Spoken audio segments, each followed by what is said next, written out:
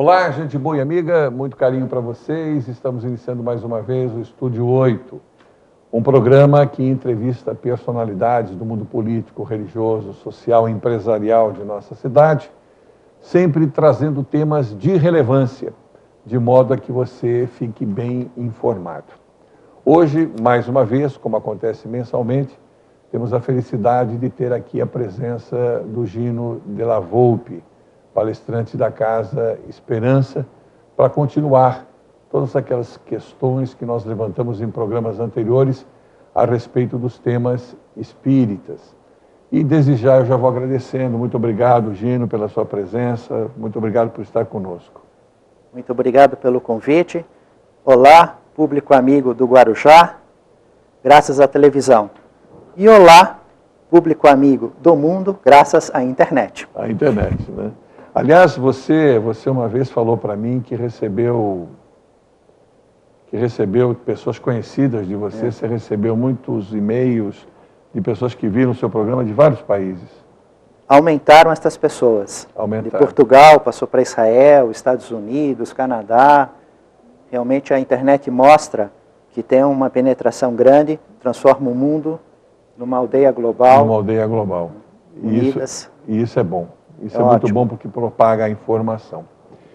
Gino, nós vamos dar continuidade ao que nós começamos a falar, né? É isso e aí. é uma coisa muito importante, né? A gente vinha falando sobre o tratamento do passe. Você nos falou muito sobre isso, a importância de que o médium era apenas um intermediário, a preparação do lugar para que os espíritos pudessem vir fazer aquele benefício àqueles que precisavam. E ficou para trás um assunto que está dentro desse componente. E mais do que isso, está dentro de outros inúmeros componentes no que diz respeito à fé e que está na Bíblia, inclusive, que é a questão da água fluida. A gente toma o passe, recebe o passe e depois a gente bebe a água fluida. O que essa água representa? Ela complementa o passe? Qual é a função nisso aí?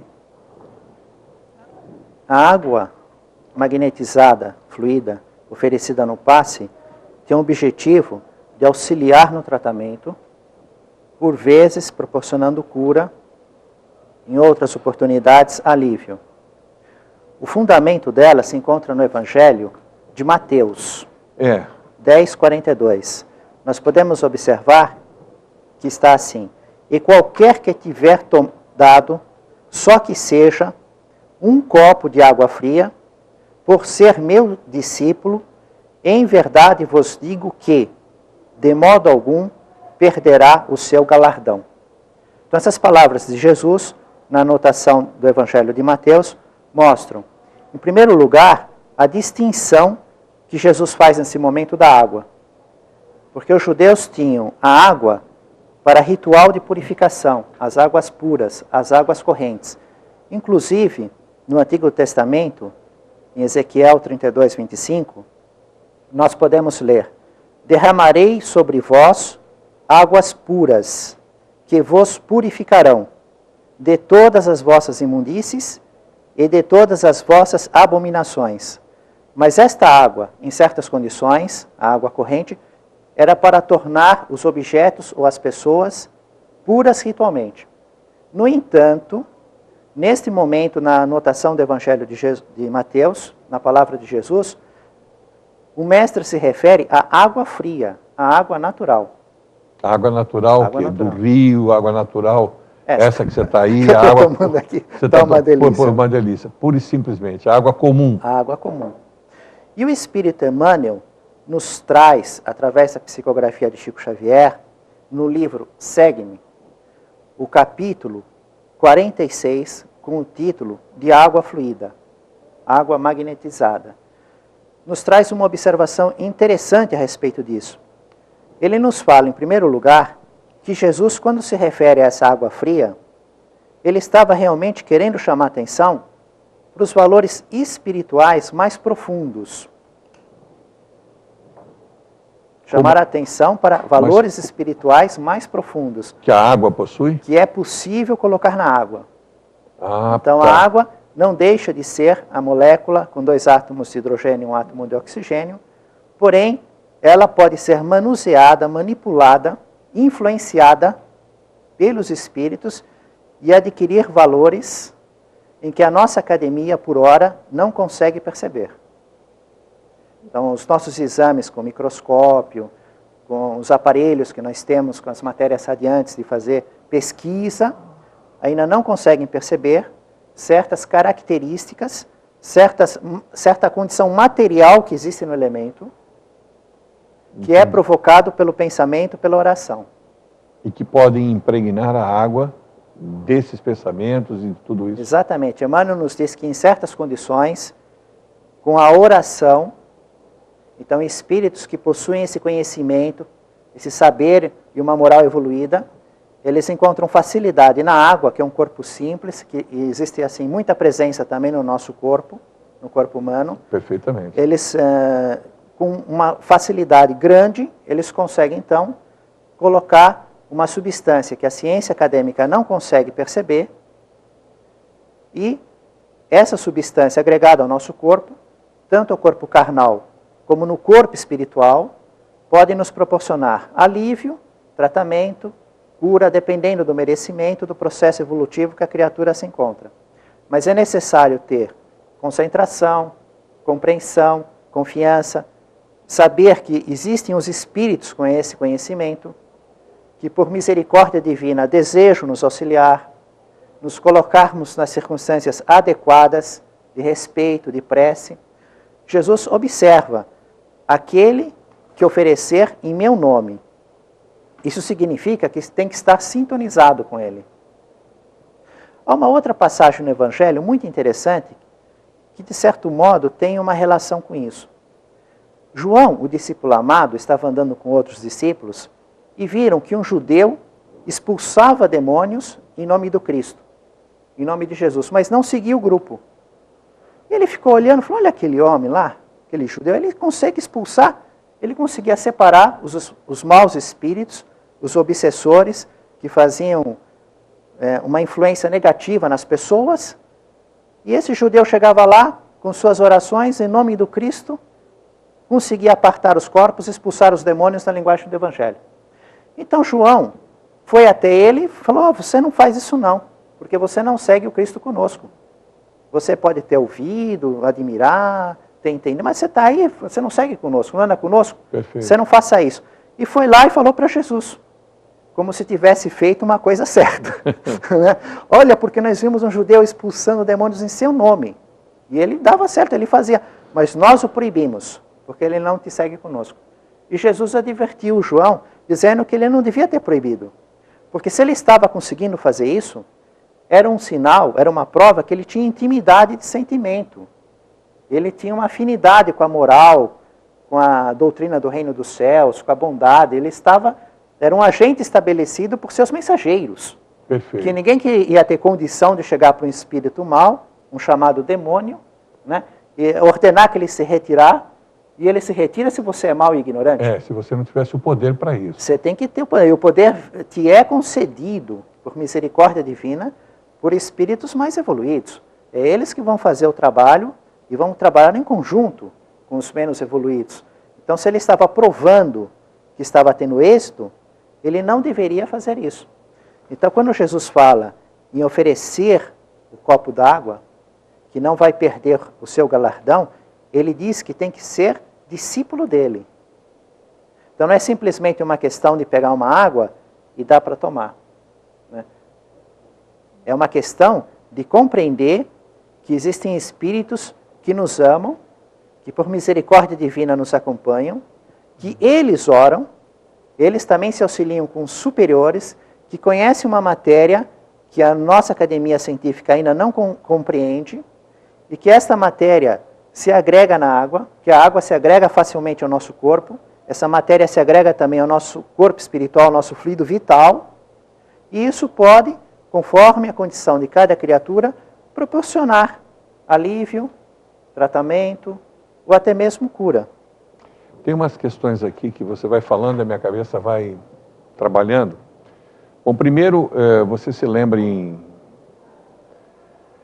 Nosso Lar, aquela passagem do livro de André Luiz, que quando quando o doutor vai visitar a família e a mulher já está casada e a pessoa com quem ela está casada está doente, antes de ir embora ele abençoa a água e a pessoa bebe a água e se sente melhor. Quer dizer, há essa passagem no livro Nosso Lar, é um negócio romanceado ali naquele momento. Mas são duas coisas que eu queria colocar. Primeiro, existe um lugar ali dentro da Casa Esperança onde as pessoas levam as garrafas d'água e deixam colocadas ali. Não está dentro do espaço da fluidoterapia. A água que está dentro da fluidoterapia é uma coisa. Aquela outra também recebe esses mesmos fluidos que estão dentro do ambiente, elas servem para você levar para casa, beber e tudo mais, trazendo coisas boas para o seu organismo?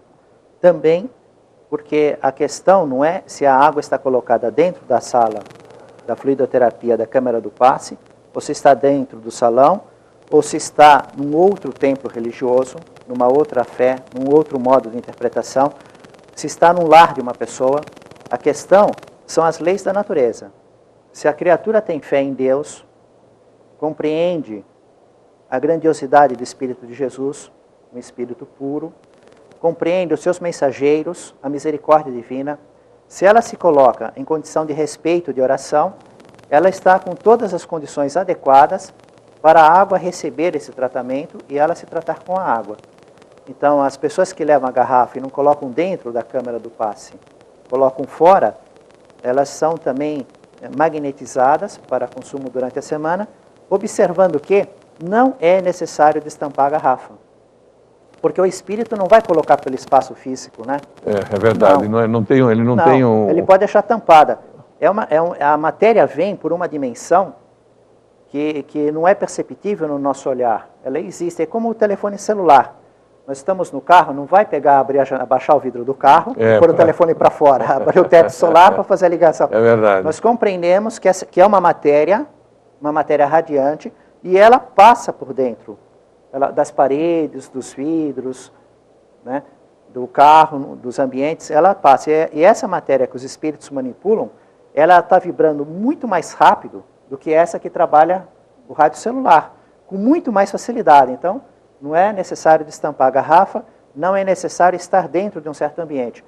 O que é necessário é o pensamento, o sentimento, a compreensão, a confiança, o desejo de ser assistido. Perfeito. Com o desejo de fazer o bem. Perfeito. Eu me lembro, se você me permite uma pequena intervenção, eu me lembro ainda pequeno, minha avó do lado do rádio, ouvindo a pregação, eu não sei qual era a religião naquela época, das pessoas que faziam programas. Seria Ave Maria? Talvez fosse, não sei, mas não era 6 horas Ave Maria, era à noite. Eram pastores que pregavam, ou padres, e eles mandavam colocar o copo do lado do rádio. E eles rezavam e ela acreditava naquela água, inclusive ela bebia e falava para mim, olha, beba que é bom e tudo mais. Quer dizer, ela tinha essa fé nessa época, eu me lembro disso. Então, esta fé que uma pessoa possui, ela pode ajudar a magnetizar a água, com certeza. É necessário que tenha fé, a compreensão, a confiança, e não é uma superstição. Isso é um trabalho material de fato. Esse é o esforço que faz Emmanuel em nos trazer esse conhecimento no livro Segue-me, no capítulo 46. Entendi. Né? Não é simplesmente, eu tenho uma fé, eu acredito, mas não é raciocinada, é uma superstição, então porque é uma sugestão. Não. Existe realmente a condição material. Existe uma lei moral. Né? Nós estamos inseridos num processo evolutivo. Somos espíritos, seres inteligentes. E tudo é regulamentado por lei. A transformação da matéria e a evolução do ser inteligente. E essa evolução que vai nos explicar a felicidade, a infelicidade, a dor, o prazer, todas essas circunstâncias, então é dentro dessas leis que se explicam como é que os espíritos fazem para realizar o tratamento. Ficaria muito assim extenso para o programa, né, abordarmos esses detalhes. Mas como você mencionou o livro de André Luiz, lá eu me recordo que ele fala do bosque das águas, e que mesmo as águas daquela cidade, elas recebiam tratamento de instâncias superiores. E de lá elas eram tratadas para vir para a Terra. Então toda a água que existe no planeta, ela recebe um acompanhamento da espiritualidade superior. Interessante. E naquela parte que o atual marido da mulher dele, né? Que ela ficou viúva, e ela casou de novo, ele estava doente. Eles foram buscar remédio nas florestas, na mata, no eucalipto, né? Que é outra matéria, né? Não é que ele tirou a folha da árvore, ele é uma matéria que está em volta, um fluido que impregna as plantas, assim como tem na água. Então ele foi retirar aquela matéria para manusear e colocar na água. Ele se socorre também das plantas. Dessa fitoterapia. Exatamente. Que está impregnada também de muita energia. Só que a nossa ciência acadêmica, por hora, ela ainda não tem uma condição de abordar essa condição material. Como não tinha na época de Jesus, abordar o que nós abordamos hoje. Imagina levar o telefone celular para aquela época lá. Eles iam chamar a gente de feiticeiro. Era coisa de demônio. Né? E hoje é rotina a gente usar o aparelho, se comunicar, mandar mensagens, dados. Mesmo na minha infância, eu me lembro que o telefone sem fio era uma piada. Porque o telefone era com fio na minha infância. É verdade. Eu tenho 56 anos. O telefone sem fio, isso já é uma coisa nova. Né? Mas para os meus filhos, a minha filha Lívia, que tem 12 anos, né? Para ela, se falar para ela que na minha infância era telefone só com fio, ela vai ficar pensando assim, teve uma época no mundo que o telefone tinha fio, não andava para lá, para cá, porque o telefone era móvel. Eles não aceitam isso. Não é que não aceitam, não compreendem que essa época é uma época diferente. Você falou em água fria.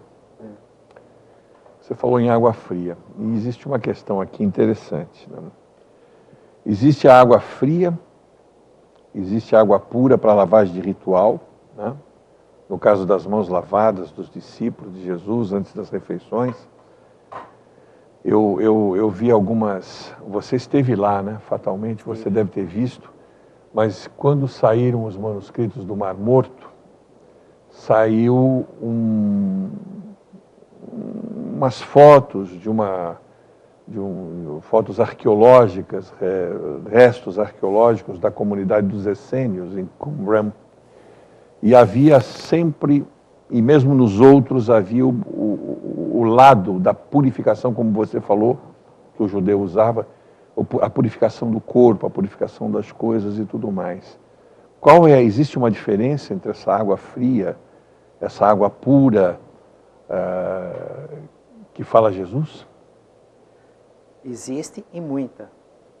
Os judeus, eles tinham as águas para lavagem ritual, e há um caso muito famoso de conhecimento público, que está anotado nos evangelhos de Mateus e de Marcos, das mãos não lavadas antes das refeições, das mãos comuns, em que os fariseus, os escribas, vieram de Jerusalém e encontraram Jesus, observaram os seus discípulos e viram que os discípulos de Jesus realizavam as refeições sem observar o mandamento da lavagem das mãos antes das refeições.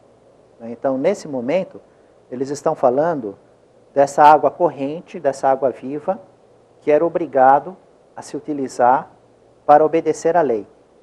Mas aí nós temos que entender a seguinte questão.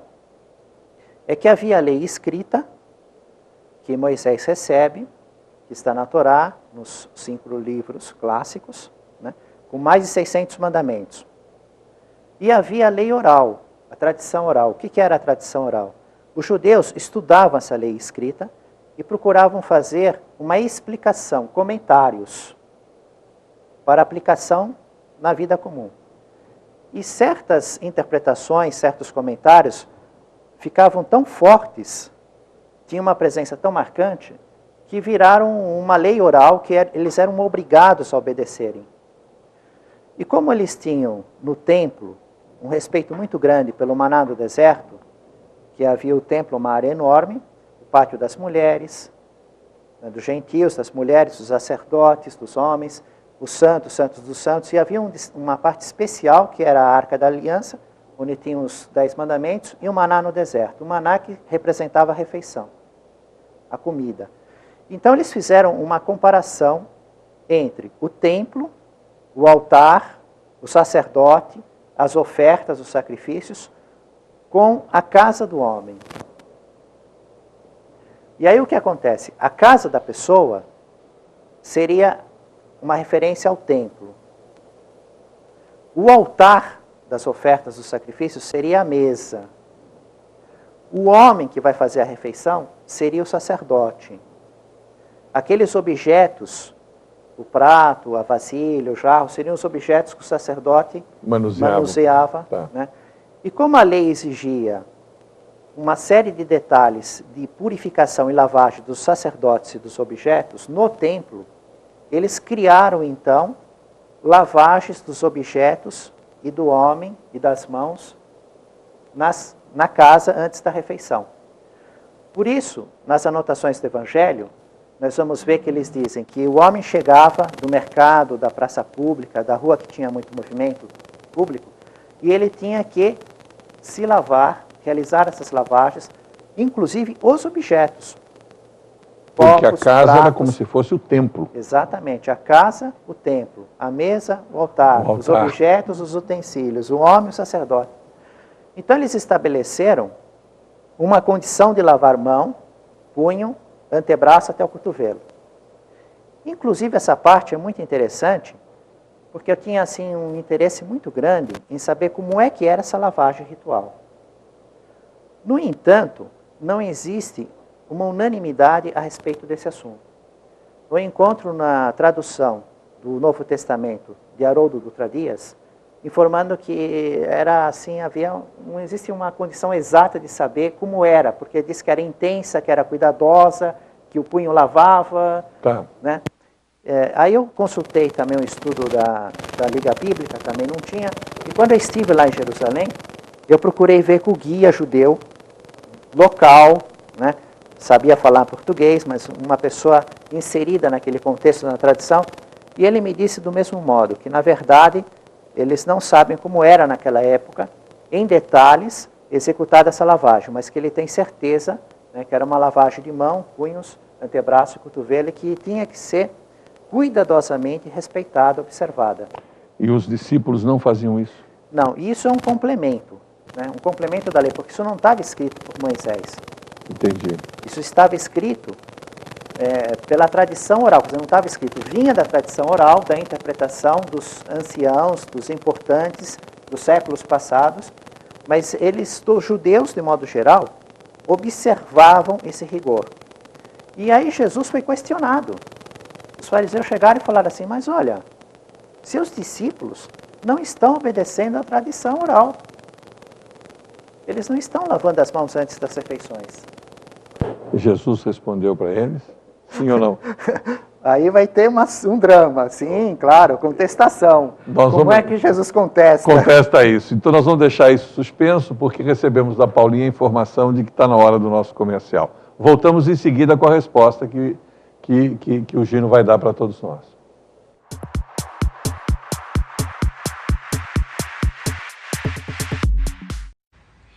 Eu quero dizer... Eu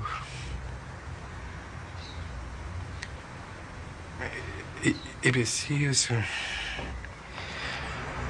Eu quero dizer para você... Peraí.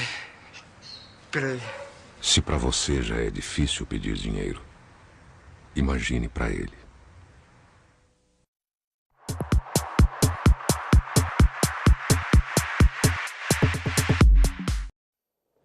Estamos de volta com o Estúdio 8, hoje entrevistando o Gino Della Volpe, da Casa da Esperança, palestrante da Casa da Esperança.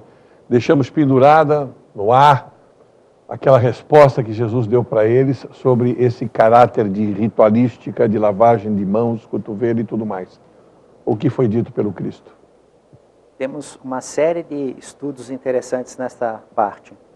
Primeiro, Jesus contesta sobre a sinceridade, que eles estavam questionando a respeito da tradição dos antigos, mas Jesus fala a respeito do coração deles.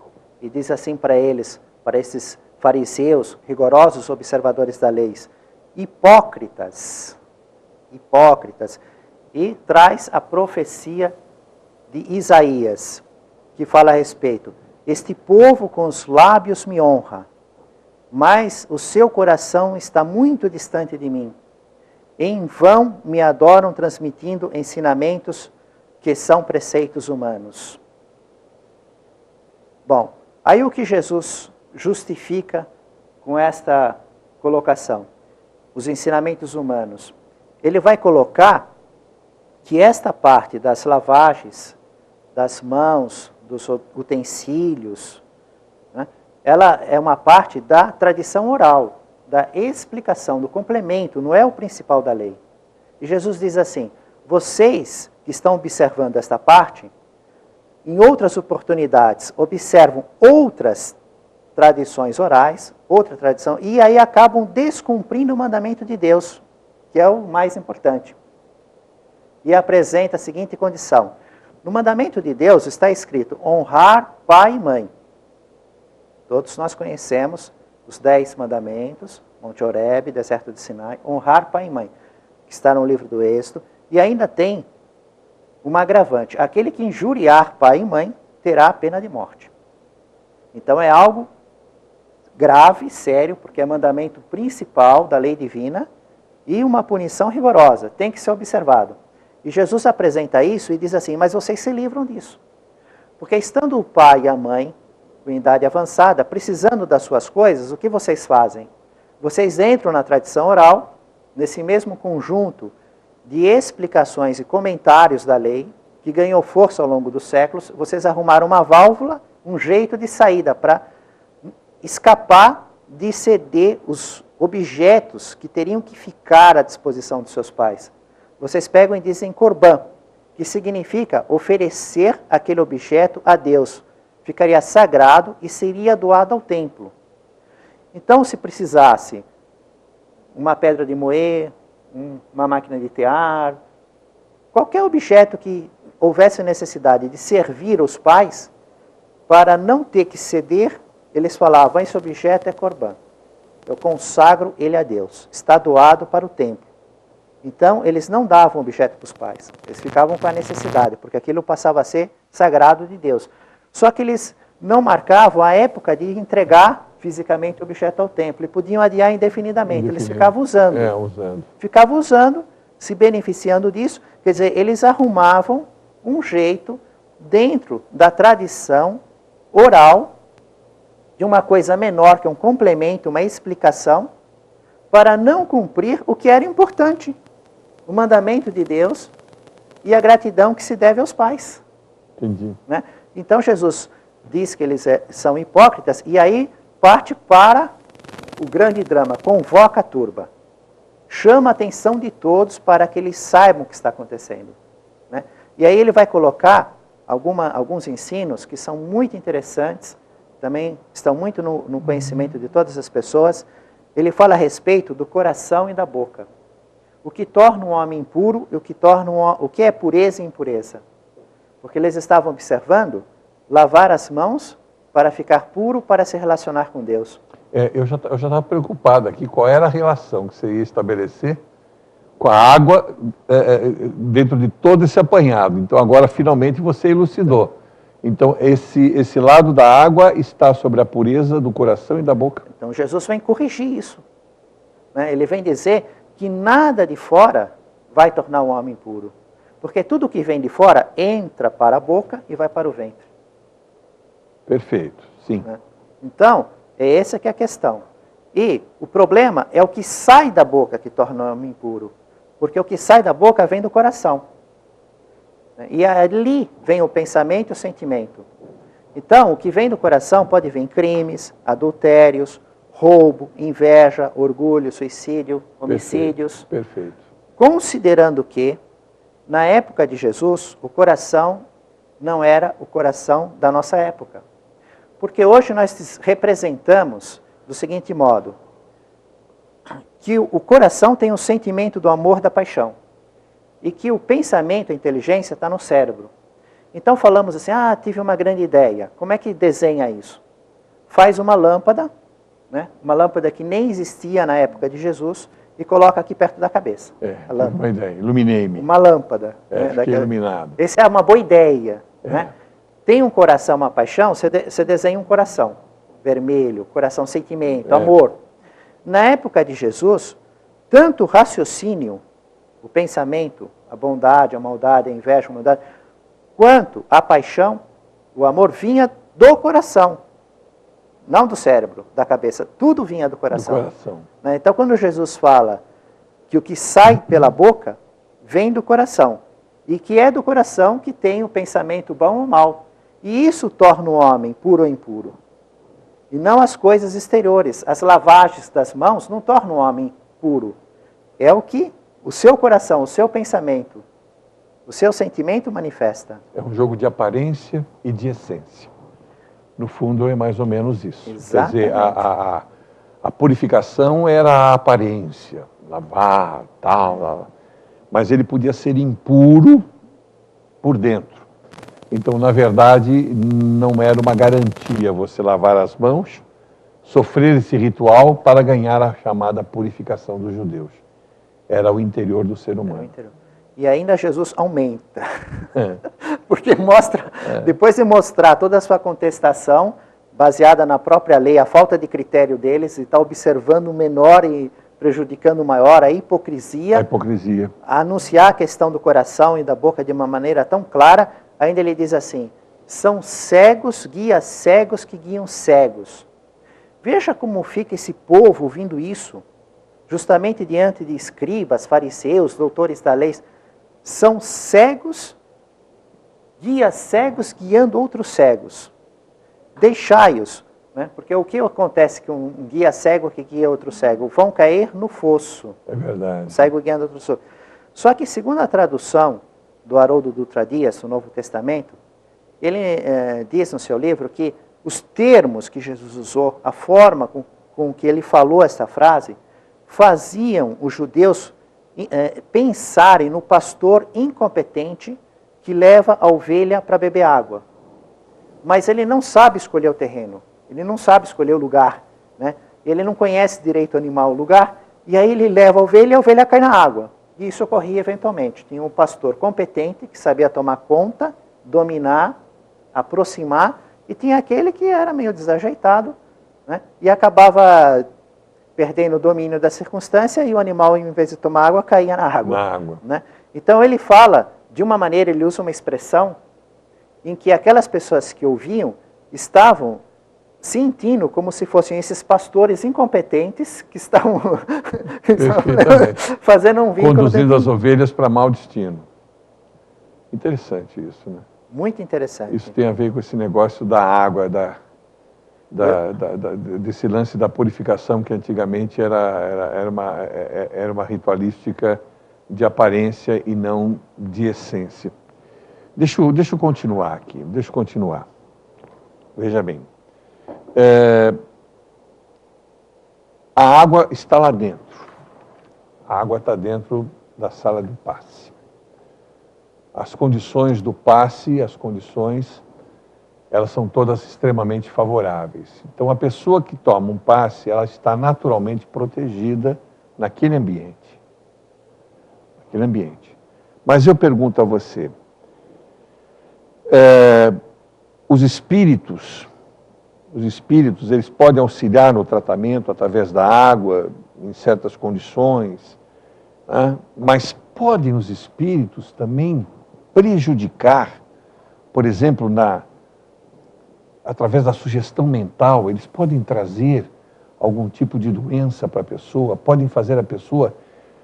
veja bem, uma vez um espírita muito antigo, que eu prezava demais, pode ser que ele esteja errado, mas ele entendia assim, ele falava assim, existem as doenças espirituais, existem as doenças materiais, e existem as doenças espirituais que ficam tanto tempo com uma pessoa que acaba se tornando uma doença material. Então ele explicava isso dessa forma, mas sempre colocando como sendo o ponto de partida a doença espiritual. Então eu te pergunto isso, os espíritos podem induzir isso? Eles podem provocar não só, primeiro a parte mental, mas também a parte física. Complexo. É complexo. É muito extenso o campo. Muito né? extenso. Mas vamos falar da parte vamos mental. Vamos abordar uma parte. Eu me recordo de uma matéria que foi publicado pelo Jornal de Estudos Psicológicos, a Revista Espírita, de Allan Kardec. Allan Kardec, o codificador da doutrina espírita, no ano de 1858, outubro de 1858, ele editava um jornal mensal com variedades do que estava ocorrendo na vida da época, com o objetivo de estudar a manifestação dos espíritos e a comunicação dos espíritos com os homens, o espiritismo. Era o seu laboratório, a Revista Espírita. E ocorre que, na França, o jornal Moniteur publicou uma matéria no dia 26 de novembro de 1857, mais de 10 meses antes dessa edição do jornal de Allan Kardec. Então, esse jornal francês publicou um fato. 9 meses depois, Allan Kardec estuda esse fato, em setembro, e no mês de outubro, ele publica esse estudo. Vamos ver primeiro, então, o fato que ocorre. Depois vamos ver o estudo que Allan Kardec faz 9 meses depois desse fato. E, se alguém quiser consultar os detalhes, é buscar a Revista Espírita, outubro de 1858, que está publicado lá. Então, antes de você continuar, eu anotei aqui quando você falou. Você se refere à Revista Espírita. A Revista Espírita, ela existe, todos esses números, eles existem ainda, estão à disposição para quem conseguir alcançar e tudo mais. Foi traduzido isso ou está em francês? Não, está traduzido em português. Está traduzido em português? Edição da Federação Espírita Brasileira. É um livro da edição da Federação Espírita Brasileira. Tá. São mais de 12 anos, desde o primeiro ano, 1858, 1º de janeiro de 1858. A cada 12 meses, a Federação Espírita Brasileira publicou como um livro por ano. Perfeito. Porque, na realidade, foi um jornal mensal. Um jornal mensal. Tá. Né, com o nome revista. Jornal de Estudos Psicológicos. Então, o que fez a Federação Espírita Brasileira? Traduziu e pegou a cada 12 edições de um ano e publicou como um livro. Então, isso é um laboratório... São 12 livros desses? São 12 livros. E isso daí também faz parte, então, da codificação da doutrina? Com certeza. Esse é um material riquíssimo, porque é ali que ele investiga. Como é que o Livro dos Espíritos passa da sua primeira edição, só tinha 501 perguntas. 18 de abril de 1857, o Livro dos Espíritos é publicado na Galeria de Orleans, com o editor Dentu, um sábado de primavera, com 501 perguntas. A segunda edição, 1860, tem 1019 perguntas. Como é que aumentou tanto a pesquisa? Porque Allan Kardec pôde ampliar os médios ostensivos que ele pesquisava. Entendi. Na primeira edição, ele tinha aproximadamente uns 10 médios ostensivos. Já na segunda edição, com 1019 perguntas, ele teve 4.000 assinantes da Revista Espírita, espalhados pelo mundo, em diversas culturas, religiões, condições econômicas, país livre, com escravidão, sendo que desses 4.000 assinantes, 1.000 deles eram médios ostensivos. E eles recebiam a influência dos espíritos e escreviam as cartas. E Allan Kardec recebia a carta, lia tudo, respondia, e de acordo com a comparação de médios que não se conheciam, de idiomas diferentes, países diferentes, é que ele pôde ampliar a sua pesquisa científica a respeito da realidade da vida espiritual. Sensacional isso. Então esse é ver um filme da vida de Allan Kardec. Você vai ver ele pessoalmente, suas doenças, os inimigos, os amigos, as dificuldades, os médiuns. Ele já cita mais nomes, como é que ele fazia a pesquisa. Quantos livros são? 12. 12 livros. Interessante. Isso tá aí, tem um... É de 1858 a 1869. Tá. Completo. Isso daí é o que aconteceu Conforme ia acontecendo. Conforme ia acontecendo. Então você vai vendo, mês a mês, como as coisas iam na realidade da época. As contestações, as perseguições, as suas pesquisas. Ele ensaiava os assuntos por isso, né? Ele tinha dúvida num campo para desenvolver, ele provocava o assunto na Revista Espírita, ele publicava sobre isso. Aí recebeu uma enxurrada de cartas. O primeiro número de janeiro de 1858, o que ele faz? Ele publica exatamente isso, o objetivo de pesquisar por esse veículo. Dá o endereço, todo mundo sabia quando ele ficava fisicamente num certo local, com endereço, horário, para falar a respeito da realidade da comunicação com os espíritos. As pessoas viajavam do mundo inteiro, iam para lá, sabiam que podiam contar com ele lá, o período que eles tiravam férias. Interessante. Sabe, prestava contas da Sociedade Parisiense de Estudos Espíritas, dava o balanço dos custos. Tudo minuciosamente tudo transparente. Nas revistas. Revista Espírita. Perfeito. Não, Jornal perfeito. de Estudos Psicológicos. Perfeito. Deixa eu fazer uma pergunta. Você leu todas?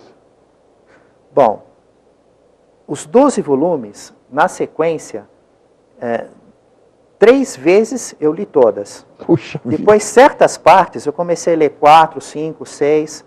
Como o 7 é conta de mentiroso, parei de contar. Né? Então, por exemplo, essa parte que eu vou falar hoje, né? Eu já vi várias vezes, porque já falei em palestra na Casa Esperança, já foi gravado e tal. Então, tem certas partes que têm um interesse muito maior. Então, aí, eu não sei quantas eu li. Mas todas elas, eu li da primeira à última, voltei, fui até a última, voltei. Fiz na sequência, tomando cuidado de pesquisar cada cientista, cada fato, cada lugar. Inclusive, fui para a França pesquisar os lugares, né? Apesar do tempo, mais de 150 anos, né? Mas encontrei lá arquivos, fotografias, na época, escritos, e desenhos e objetos. A França é o país que tem um espiritismo mais avançado, não, sim ou não? Não, é o Brasil. Eu acredito por causa da figura do Chico. Mas já estava lá previsto, né? Estava previsto? Tá, na própria andamento, né? O Espírito de A Verdade, Allan Kardec conversando. Então havia assim uma circunstância que estava em suspenso aonde iria continuar. Era certo que iria continuar, mas estava em suspenso aonde iria continuar. Podia ser que fosse mudado. E o livro A Caminho da Luz, do Espírito Emmanuel, vem nos explicar isso. O que aconteceu com a humanidade, o que acontece com Jesus governando a evolução dos espíritos aqui na Terra, e o que eles pensaram para mudar para o eixo da América.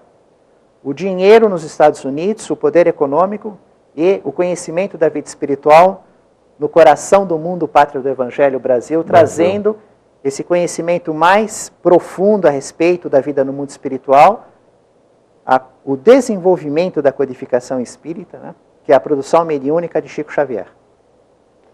Então o Chico é muito importante nesse processo. Importantíssimo.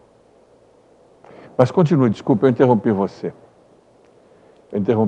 Bom, deixa eu anotar. O fato que saiu no jornal, o Moniteur, no dia 26 de novembro de 1857, um jornal de assuntos que ocorrem na vida diária da cidade. Houve um médico, F. Pontinhos, eles não publicaram o nome completo do médico, que visitou seus pacientes naquela época com carruagem, cavalos. Foi aqui, foi lá. E um desses pacientes deu de presente para o médico uma garrafa de rum especial que veio da Jamaica. Um rum super especial, veio diretamente da Jamaica, e esse paciente deu de presente para o médico. Imagina só, né? Novembro na França, aquele frio, uma garrafa de rum da Jamaica. E o médico deixou na carruagem e foi para sua casa, só que ele esqueceu a garrafa de rum na carruagem. E a carruagem foi embora para a estação. Horas depois, ele lembrou, eu esqueci meu rum na carruagem. Se os cocheiros souberem que é um rum especial da Jamaica, e eu mandar procurar a garrafa, vão me devolver a garrafa, mas vazia. O pessoal vai tomar e vai dizer que não estava achou assim. Então, o que fez esse médico? Ele pensou assim, eu vou dizer que tinha veneno. Chamou o chefe da estação e disse assim, olha, eu esqueci uma garrafa que o rótulo é rum da Jamaica, o rótulo. Mas, na verdade, o líquido é um veneno mortal, tremendamente perigoso, muito perigoso se quebrar a garrafa, de ser manuseado. Você, com a máxima urgência, você vai na estação, localiza as carruagens, verifica aonde eu esqueci, a carruagem que eu estava, e me traz, transportando com todo cuidado, porque é um líquido venenoso mortal, um veneno que tinha lá. Eu estava trabalhando, estudando esse líquido, mas tinha colocado numa garrafa de rum. E ele, tá bom, foi. Aí passou um tempo, esse chefe da estação volta lá, desesperado, dizendo que os 3 cocheiros que tinham achado a garrafa, né? O que fizeram eles? Eles acharam a garrafa antes de chegar o chefe da estação procurando a garrafa. Eles acharam a garrafa, o rum da Jamaica. Os 3 tomaram. Agora ninguém pode acusar ninguém. Eu bebi, você bebeu, ele bebeu, nós 3 tomamos, limpamos a garrafa. Se vierem procurando, a gente entrega a garrafa, né, e a gente desfrutou do rum. Só que quando o chefe da estação veio procurar, veio com a notícia que era um veneno mortal, perigoso. Aí o que acontece? Esses 3 cocheiros ficaram desesperados, porque eles acreditavam que eles tinham tomado veneno e começaram a passar mal. Essa foi a notícia do jornal. Aí 9 meses depois, no mês de setembro, na sessão espírita de 14 de setembro de 1858, esse detalhe está na Revista Espírita, né, com outros que eu não estou colocando, né, ele faz a sessão, se comunica com o espírito, faz um estudo, ele pede um estudo a respeito disso, desta influência, porque não havia veneno. Né, mas ele conhece a influência do pensamento, tanto para provocar um estado favorável de um tratamento de uma doença, quanto para ir para uma circunstância desfavorável. Na nossa vida atual, nós podemos pensar um pouco a respeito disso, dizer, mas que exagero, isso não pode ter sido um fato real. Como é que os cocheiros, porque pensaram que era veneno, passaram mal acreditando que fosse veneno? Isso daí parece que ficam meio desconfiados. Mas hoje mesmo, nós vamos para Orlando, para o Parque da Disney. Tem uma atração lá dos dinossauros e dos animais extintos na antiguidade naquela época. Tem uma que é um passeio delicioso, mas tem outra que não, que é para aterrorizar. Todos nós sabemos que é uma atração que o objetivo é provocar medo. Tem lá que o carrinho vai fazer curvas violentas, velocidade brecar, vai estar escuro, vai estar gritos, né, ruídos fortes, não pode andar com defeito físico, não é recomendado para mulher gestante, todas as advertências. Todos nós sabemos que é um brinquedo num parque mais seguro do mundo. Todo mundo sabe que lá vai ser som de gravação, as imagens. Não. Agora, você entra no carrinho, percorre a linha toda, né, e depois você vai ver a fotografia das pessoas e ver como elas saem do brinquedo. Mas todo mundo não sabia que os dinossauros estão extintos? Sim. Né? Que tudo aquilo é boneco, é plástico, é gesso, é madeira, que aqueles ruídos são gravações, que é ar quente, que é tremor, que é água. Como que as pessoas ficam assustadas? Tem pessoas que não vão com medo. Perfeito. Né? E quando está na fase da infância, assim, tem pessoas que não vê claramente, né? A criança que não vê claramente o que é realidade, o que é fantasia, depois sai de lá dando dor de cabeça para os pais, porque ficam realmente aterrorizadas. Então existe realmente uma possibilidade do modo como que nós pensamos a coisa, imaginamos a coisa, isso influir no corpo. Porque vem do espírito, aquele centro inteligente, passa para o corpo espiritual, o que Allan Kardec chama perispírito, aí vem no fluido vital, que é a matéria que possibilita o espírito animar a inorgânica do corpo, que vai fazer a inorgânica ter vida orgânica, e aí chega no corpo orgânico, através das células nervosas e do sangue. E veja que o sangue, e nós falamos da água e do tratamento da água, é a condição da participação da água no corpo, no sangue, né? Bom, aí o que acontece é que Allan Kardec coloca essa questão, e é muito interessante, porque o espírito de São Luís, que responde para Allan Kardec através dos médiuns, diz o seguinte, realmente, você observou de modo correto, você sabe com a sua experiência, observando os homens, os espíritos, a influência que tem o pensamento, que uma pessoa pode tornar o corpo numa condição favorável para a doença ou para a saúde, de acordo com a sua satisfação emocional, seu estresse emocional, e que esses cocheiros realmente ficaram aterrorizados quando receberam a notícia, com medo de morrer, né? E acabaram tendo essa circunstância que eles levaram o próprio corpo a reagir em função da paura que eles se encontraram. Porém, existe aí um fato que você não está vendo. E que na condição que eu me encontro, isso falando Espírito São Luís através de um médium, né? Na posição que eu me encontro, eu posso esclarecer o que houve. Bom, esses 3 cocheiros, eles são bebedores, não é de hoje, é de longa data. E são muito bebedores. E eles vivem acompanhados de espíritos levianos, que se infiltram nas suas ideias, nos pensamentos, inclusive são vampiros que bebem com eles. Partilham dos gostos, dos prazeres.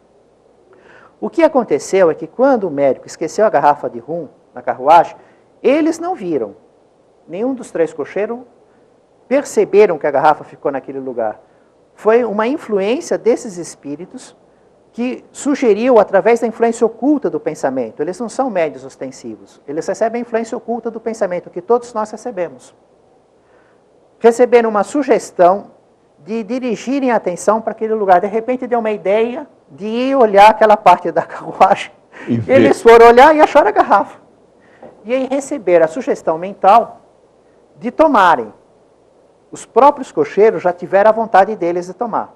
Só que a vontade deles de tomar ainda aumentou e muito com a influência desses espíritos. Depois, eles ficaram pensando assim, mas se eu tomo, o outro vai dizer que eu tomei. Todos os 3 pensaram isso. Os espíritos sugeriram para, olha, toma todo mundo. Perfeito.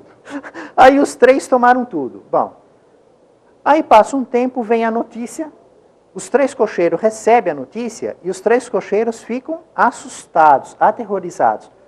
Esses espíritos, eles são levianos, eles são aproveitadores. O que eles fizeram? Falaram, vocês estão com medo de morrer? Aí eles aproveitaram esse medo que os 3 cocheiros tinham de morrer, da notícia que tiveram, que para eles era uma circunstância real, né? Eles não sabiam que era um artifício do médico. Diz o jornal que quando o médico chegou nos 3 cocheiros, levou um tempo enorme para explicar para eles, olha, vocês não tomaram veneno, era um rum. Eu tinha medo que achassem o meu rum e tomassem. O que vocês fizeram? Vocês vão ser suspensos por isso. Entendi. Mas vocês não vão morrer de jeito nenhum. Vocês não estão com... É meu rum, eu ganhei do meu paciente. Como vocês estão... Né? E demorou um bom tempo para eles aceitarem que o médico estava realmente falando a verdade e não estava consolando, que eles estavam perto de morrer. Né? Então, esses espíritos, segundo o Espírito São Luís, o que eles fizeram? Eles se aproveitaram, eles falaram, vocês estão com medo de morrer? Aí eles aumentaram com fluidos, porque eles mentalizam o medo, eles mentalizam isso, e esses fluidos, da mesma maneira que você pode mentalizar coisas boas e influenciar a água, influenciar a pessoa, você pode pensar coisas ruins. Sim. Então eles viram que já havia uma tendência, os próprios cocheiros estavam pressionando o próprio corpo carnal de medo, eles influenciaram muitos espíritos, de tal maneira que o efeito que chegou nos nervos e no sangue, que vinha do próprio espírito do cocheiro, foi acrescentado uma grande quantidade de fluidos que veio desses espíritos levianos que passaram então a se divertir a respeito dos cocheiros. Porque vinham eles ficarem aterrorizados, com medo de morrer, e se divertiam às custas deles. E o Espírito São Luís diz isso para Allan Kardec, né? Que as pessoas tinham que tomar muito cuidado do jeito que elas vivem. Porque tem gente que gosta de ficar debochando dos outros, fazendo piadas de tudo, né? Achando que elas estão sendo divertidas, falando coisas assim, mentiras. Né? Tem outras pessoas que tomam cuidado com o que falam, evitam palavras inadequadas, pensam no sentimento dos outros, né? não ficam coniventes com o que vai acontecendo em volta, assim, se pegam circunstâncias sagradas e fazem palavras profanas. Não, eles estão analisando, porque os nossos procedimentos acabam atraindo um certo tipo de espírito, né? E conforme a moral desses espíritos, então nós vamos ter também uma convivência deles na nossa vida diária, que vai influenciar na nossa saúde e na nossa doença. Então, em muitas ocasiões, tem pessoas que reclamam de dor de cabeça, ânsia de vômito, insônia, sonolência. Então, realmente os espíritos podem influenciar de um modo ou de outro, mas eles dependem da condição em que a criatura se coloca. Da predisposição exatamente. Da predisposição da pessoa. Então, a pessoa que está firme na sua fé, com certeza, e pratica os ensinamentos, ele automaticamente tem um anteparo, tem um escudo, e ele se autoprotege dessas influências nocivas. Nós vamos ter que fechar o nosso programa. Infelizmente, a gente vai ter que fechar o nosso programa. Nós vamos fechar, a gente vai voltar somente no mês de janeiro, voltar para atender algumas perguntas de nossos telespectadores, né? Sobre também a doação de órgãos e tudo mais. Mas há uma coisa muito interessante que eu gostaria de trabalhar com você sobre a pesquisa, ainda falando da água, sobre a pesquisa acadêmica atual, quer dizer, o que a ciência atual fala sobre a importância da água. Eu agradeço a sua presença e deixo com você, para você se despedir das pessoas. Como estamos no mês de dezembro, época do Natal, minhas palavras finais, eu vou ler uma mensagem que os espíritos me passaram, alguns anos atrás, em prol da Semana Espírita do Guarujá. Que bom. Uma prece. Que bom, vamos ver. Deus, todo o bem flui do Senhor. O bem que aprendemos com amor, o bem que aprendemos com a dor. Um convite nos envia por Jesus, uma festa no reino dos céus, a vida eterna com Deus. O banquete do céu está preparado, precisamos nós do traje adequado, viver com Jesus o amor sublimado. Passo a passo, na reencarnação, fora de Jesus não há evolução, fora da caridade não há salvação. Viver o consolo da boa nova, viver a esperança da vida nova, viver a paz do Cristo, viver o teu amor infinito. Revelar é levantar véu, mostrar o caminho do céu. E o caminho é Jesus e o destino é Deus. Em nome de Jesus, louvado seja Deus. Muito bom. Para você que ficou conosco até agora, não é necessário dizer mais nada. O caminho é Jesus. O destino é Deus. Não importa qual seja a sua religião, qual seja a sua fé, mas a prática dos ensinamentos de Jesus é que nos conduzem até Deus, com certeza. A você que ficou conosco até essa hora, não se esqueça, nosso programa hoje é de terça-feira, nosso programa vai ao ar às terças e quintas à noite, depois das 10 horas. Nós vamos dar uma paradinha agora no final do ano, vamos voltar no ano que vem e vamos voltar contando de novo com a companhia e sempre com os ensinamentos que nos traz aqui o Gino Della Volpe. A você que ficou conosco, nosso muito obrigado. Em nome do Gino, em nome de toda a Casa da Esperança, um bom Natal, um feliz Ano Novo para todos vocês. E fique com a gente, fique com a nossa TV, porque você sabe que aqui a gente sabe o que diz. Que Deus nos abençoe hoje e sempre. Até outro dia.